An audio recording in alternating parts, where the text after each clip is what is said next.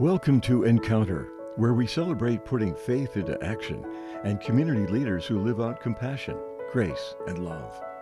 We're a program of the Broome County Council of Churches that addresses food insecurity through CHOW and the Greater Good Grocery, provides hospital and jail ministry, builds wheelchair ramps, and assists neighbors with transportation and shopping services through Faith in Action volunteers. We invite you to the conversation. Encounter your neighbors as we learn to walk together in love and kindness. Good morning and welcome to Encounter. I'm your host today, Joe Sellepack, Executive Director at the Broome County Council of Churches. A couple of weeks ago, we had Gregory on to talk about safer sanctuaries and working with congregations in order to make the congregations more of a healthy and a kinder and a safer place for children to thrive and to grow. One of the ways that she has kind of come upon this calling in her life is because of her adoptive relationship with her daughter. This is a book called Learning to be Loved. It's a really very beautiful book. Did you do the graphics for it? I wish I could say I did, but it's actually a local artist. Her name is Kayla McCoy, and she worked on this for over 2 years. I mean, it's 118 pages long, and almost every page has a lovely, lovely picture that she drew.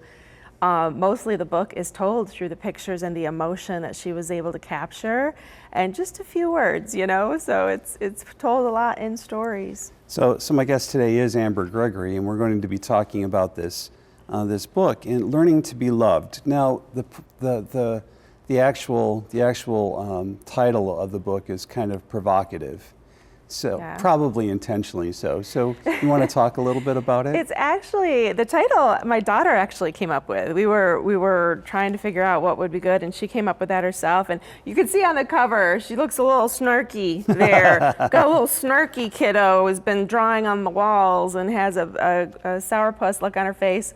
And that, to say the least, is some of the things we went through when she was younger. She was really defiant and really didn't want to follow the rules.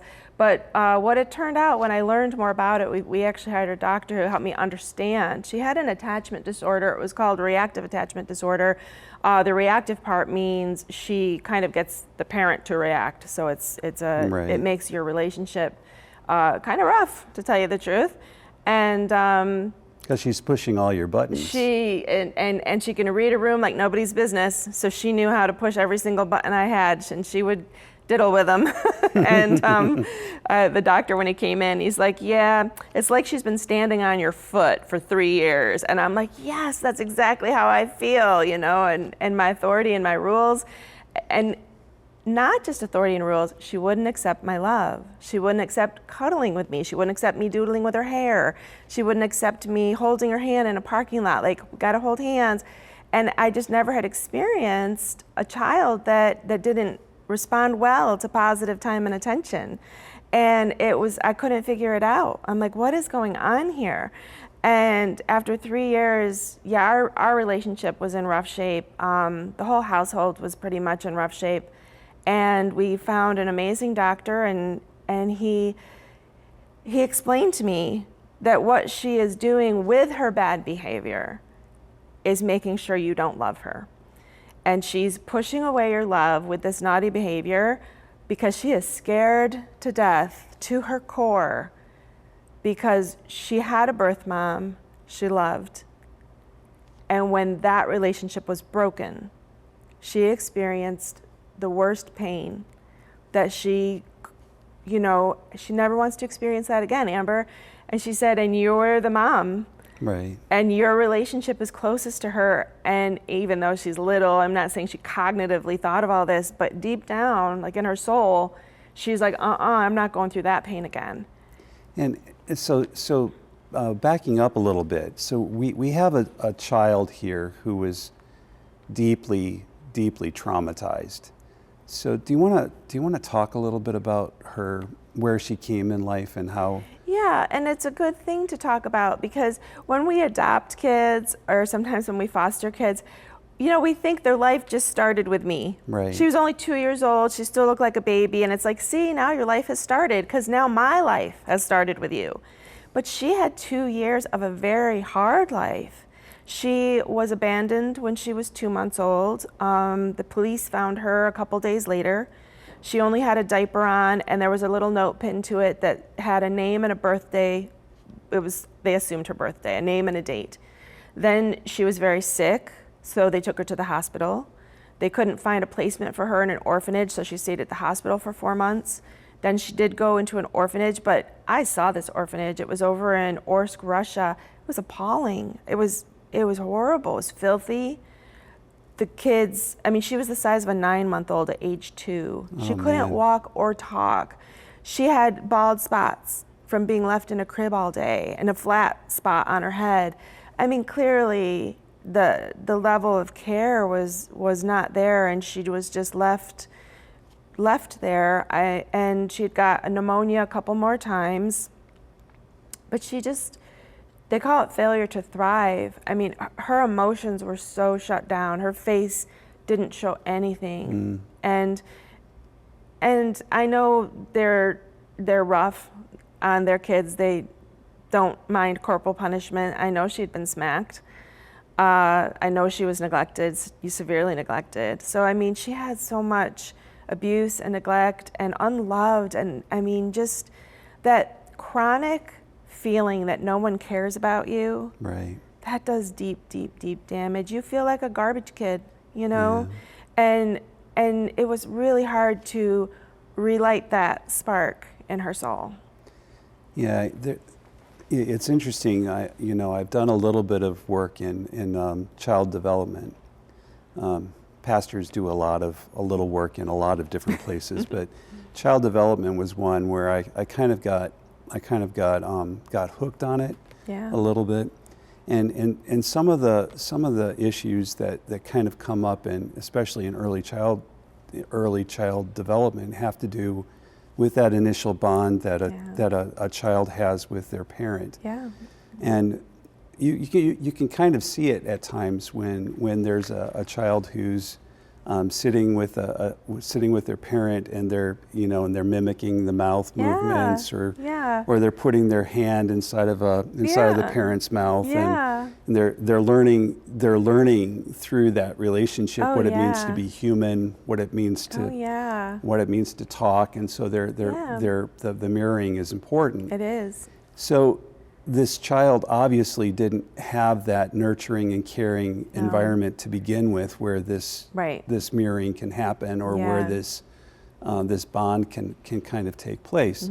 So it seemed like one of the things that comes out very profoundly in this book is that whole aspect of reestablishing or recreating a bond with the child. Yes. Now you're talking about a child who's already been through two years of trauma. So at that point, you're in deep water. I didn't know it. I mean, we just thought with love, with time, with attention, with medical care, with food, she'll just bond, blossom, and grow. It'll all be good. But we didn't understand attachment trauma. Nobody at our adoption agency had even explained that this might occur. So we didn't know what we were looking at, and I certainly knew something was off. This didn't feel like how it was with my son, who did bond well. I just didn't know what was off, and I certainly didn't know what to do about it. So when she was 5, and we got the help that we needed, and he said, "You're going to be reparenting her." Right. And because those stages have to happen. Right. The stages of mouthing things, and like you said, making eye contact. And do people like this? Do people not like this? What's going on here? Those are normal developmental stages. Right. If a child doesn't go through them, they're going to have to go through it somehow. So we reparented her. That's what probably social workers would call it now. It was hard initially to get my heart into the place where I could enjoy going through that with her again, because she had been pushing my buttons for a long time. But it's great.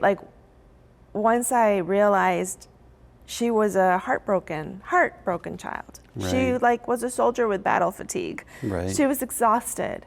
It really did reignite my love and compassion for her and my commitment to her.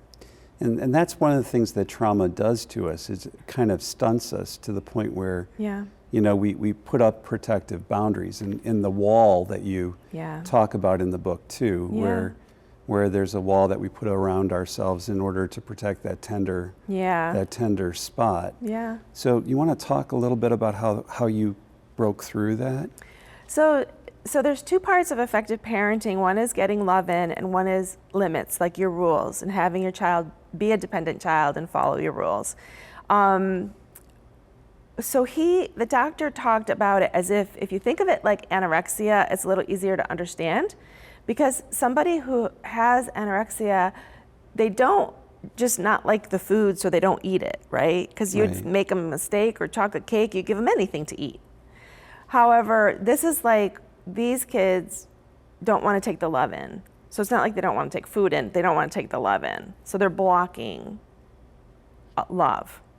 So you do things that kind of IV love into them, right? Right. Like you rock them in a rocking chair with a fluffy blanket and a bottle, and you pretend they're a baby instead of a 5-year-old, and you can play piggy toe games, and you play clapping games, and you just start small, and you don't push past their personal boundary of what they're comfortable with, and you just get it in like a couple minutes at a time, and then a half an hour at a time, and then an hour at a time. So the love is what does the healing, getting that love in. But you also do have to have rules and limits, because that's what helps children know there's a guardrail, right? And they're not Right. going to go flying off the edge. Somebody's got a handle on things here, and it doesn't have to be them. Somebody else they can trust has a handle on life.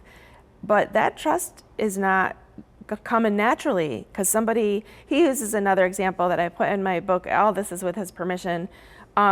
He says, so kids are like riding an airplane. Right. And parents are flying the airplane that are going to get them to adulthood. But these kids, somebody crashed their plane. Right. Maybe more than once. So they're like, nobody's going to be flying my plane. I'll get in the cockpit and fly. And they're not a good pilot. They don't know what they're doing. They don't have the experience. They don't have the knowledge. Right. They don't have the skills. They're not even allowed to go buy themselves food or something.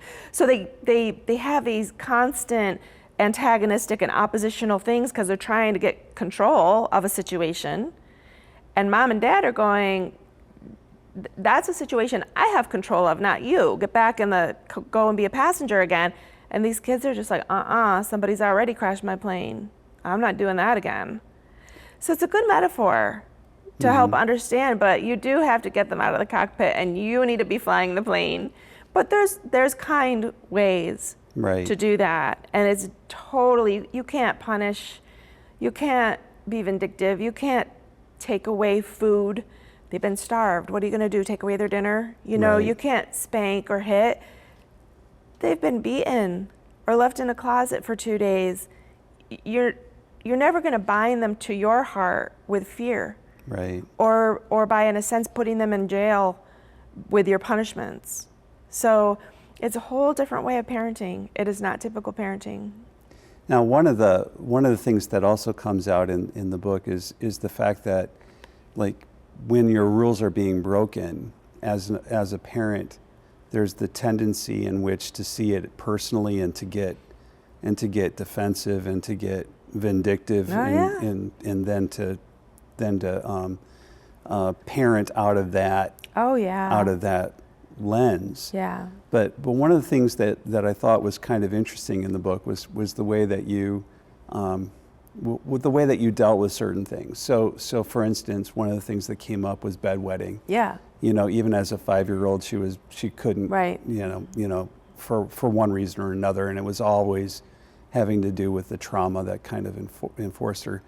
And then you had to put structure around that and then try to begin to work on that. That's a good one, because a lot of kids with trauma, certain types of abuse particularly, will lead to bedwetting. She wet the bed until she was 11 years old. So this was a bedwetting problem we had a long time, not just when she was a little kid. Right. And it was every night. And you get tired of the smell, you get tired of the sheets, you get tired of like, again, really? Like, what is the Right. problem here? I've known parents that have had surgery and it still didn't fix this, or that you go get pills at the doctor and the pills don't work, because it's not coming from a physiological place. It's coming from a psychological place. And don't shame for that. And you don't make them sit by me. That's the technique I use, which is like a time-in. You don't do that for bedwetting. It's not effective. What you do is you just keep the focus on being hygienic. I want you to sleep in a clean place. You let them help you clean up the mess. Right. So what can they do? Are they 4? Well, they can help you drag the sheets in. They could stuff them in the washer. You know, you can pour out the soap. They can pour it into the washer. Take them through the process of cleaning it up at an age-appropriate level. And if they're 9 and they can do the whole process, including getting them in the dryer, taking them out, putting them back on the bed so it's clean for the next night. I mean, I'm telling you, this is a long process, right? It's never about, it's bad that they wet the bed. It's just about, we need to stay clean because I want you to be healthy. It's hard sometimes to not shame, and you can get frustrated with it. I always thought of, well, I didn't always. After a while, I thought of, if she had to pee her trauma out to get it out, then I could help her clean up the mess. Right. My guest today is Amber Gregory, and we're talking about her book, Learning to Be Loved, and her relationship with her daughter. The name that she has given her daughter is Layla in the book. Yes. And Layla herself, she has to go through a journey as well. So you've talked a little bit about your journey through this trauma, but Layla has to learn to be loved in that kind of a way. And so part of it was going back to the point where you're establishing the bond through cuddling and through doing all those things. But you also had her involved in therapy during the course of this. When she was little, talk therapy or play therapy, it really doesn't do much because you're not trying to strengthen the bond with a therapist. You need to strengthen the bond with parent. Mom and dad. Right. So that's not really recommended for this problem. But when she was like 12, she hit middle school and she was dealing with friendships, and some of them not the healthiest ones, and she was dealing with people putting things on social media and how to deal with that. And so those are problems that triggered her get away from me, get away from me, get away from me. Right. Coping mechanism, which was pretty deep in her. And at that point, getting a good child therapist was very useful to help her work through her emotions or work through. I remember her one therapist, she was wonderful, by the way. She had a friend meter on her wall, and it was like toxic, a little bit healthy, and what made a healthy friend, right? What made a healthy friendship? And she stuck it on her wall and looked at it, and she would say, now, do you think this friend is in this part of the meter or this part of the meter? So she had to work out some of these things. She had to understand other people's emotions and what triggered her emotions and what was going to be a healthy friendship for her and what wasn't going to be a healthy friendship for her. But that was by age 12. Right. I mean, at age 5, 6, 7, 8, it was really more my responsibility. And instead of, I saw a therapist once a week. Sure, I had to get my head and my heart in the right place. Yeah. But for her, talk therapy wasn't going to be, for this particular problem, it's not that useful for the child. Now, as far as like the thinking that through, the family itself is kind of in crisis at that point. Then. It is definitely a family in crisis. Yeah, and it's sad as outsiders can look in and say, wow, that family's a mess, and not understand that 4 years prior, that family passed a home study. They did an international adoption, which means they've gone through federal background checks. They've gone through 3 home studies. They've had to give references. They had to give job references. Right. They've had to have a completely clean record their entire lives to even get to the point that they adopted. It's not an easy process. And 4 years, now you're looking at this family and you're like, wow, that family's a total mess. They weren't. They weren't a total mess. Yeah, but in a way, aren't all families kind of messy? I don't know to this extent. Not to that extent. I mean, but the thing is, we stand like I'm thinking through like this whole situation kind of like as a pastor. Okay. You know, like you're kind of looking at the situation. And you're going, wow, you know, those people are going through it. How can I help? Unfortunately, a lot of people won't see that the family is going through it. Right. So this child is usually really good with strangers or Right. people that don't threaten their heart. Right. They can cuddle up to teachers, they can cuddle up to complete strangers, extended family members, but the closer you get to their heart, so brother, father, mother, the more they're going to see this acting out kind of coping mechanism behavior. So sometimes other people, they don't see the child as, they just see them as little sweetie, but they might see the mom as like, God, she's so controlling, or gosh, she's really, you know, Right. so hypervigilant about everything. Like she just needs to lighten up. But it's like, it's because there's craziness happening at home, you know, that other people may not even be aware of, and it might be coming out. You know, marriages can get really rocky. Yeah. And it's exhausting. I remember at one point in time, my husband just said, I said, I need more help. And he said, Amber, I'm keeping my own head above water. And it was a true statement. Like, Right. you know, it's just good, strong systems get tested. And you also, like when we were talking about this book earlier, you indicated that, you know, a person that goes through foster system can end up being somebody who goes right from foster system into jail. Not can end up, often end up.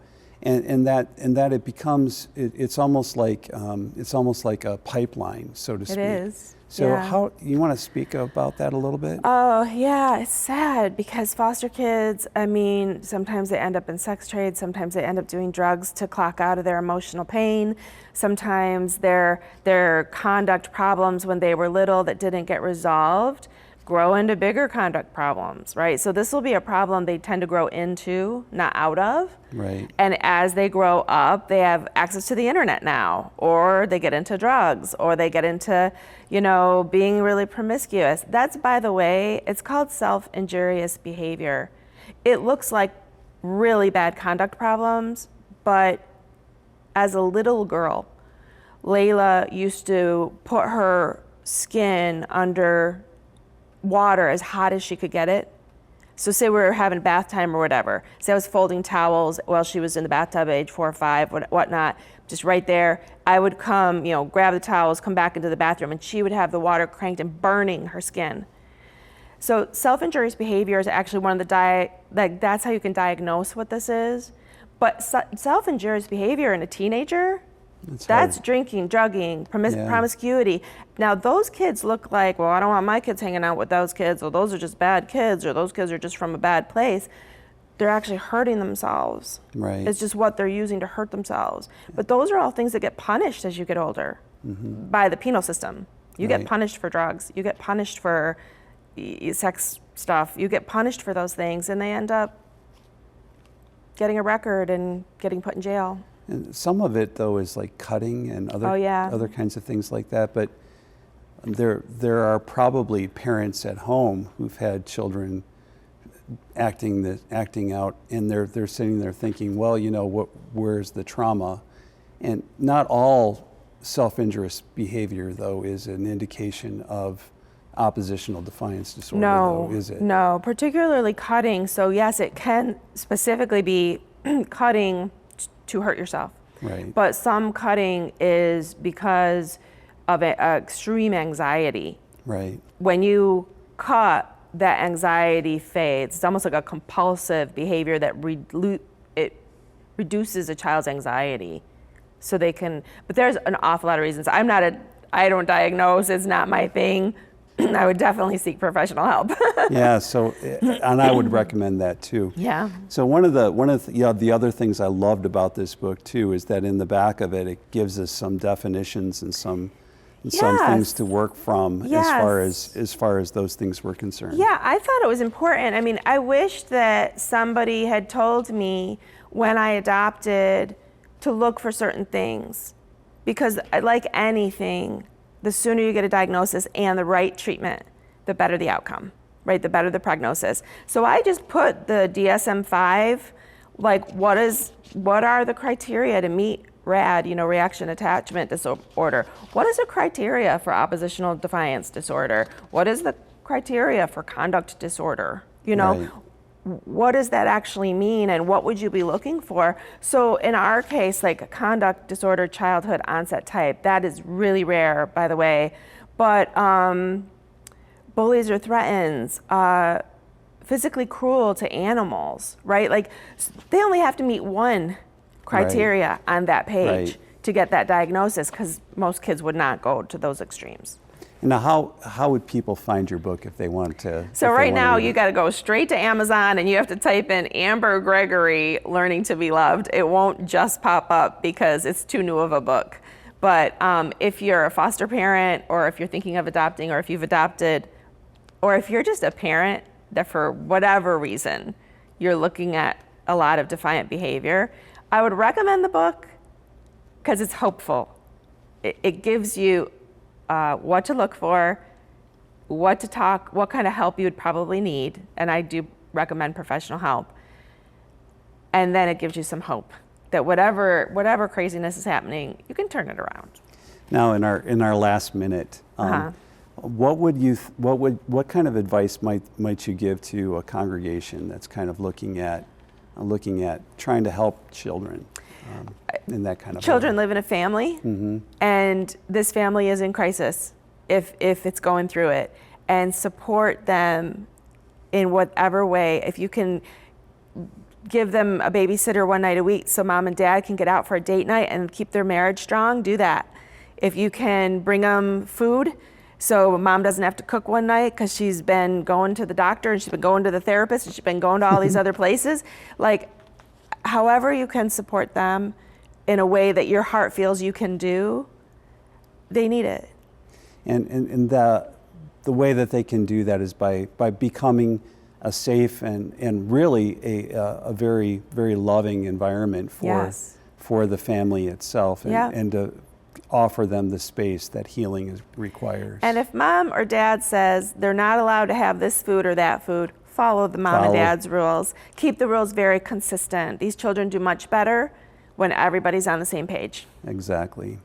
Well, my guest today has been Amber Gregory, and we've been talking about her book, Learning to Be Loved. This is an amazing book, very lovely book, beautiful pictures. I highly recommend it. If you would like to get it, you can get it from Amazon. Amber, thank you for being on today. My and pleasure. for being on Encounter. It's always good. We'll have you on again at some point. Oh gosh, for sure. And for all of you, I pray that you would be good and kind to each other, be generous. Have a great day. Amen.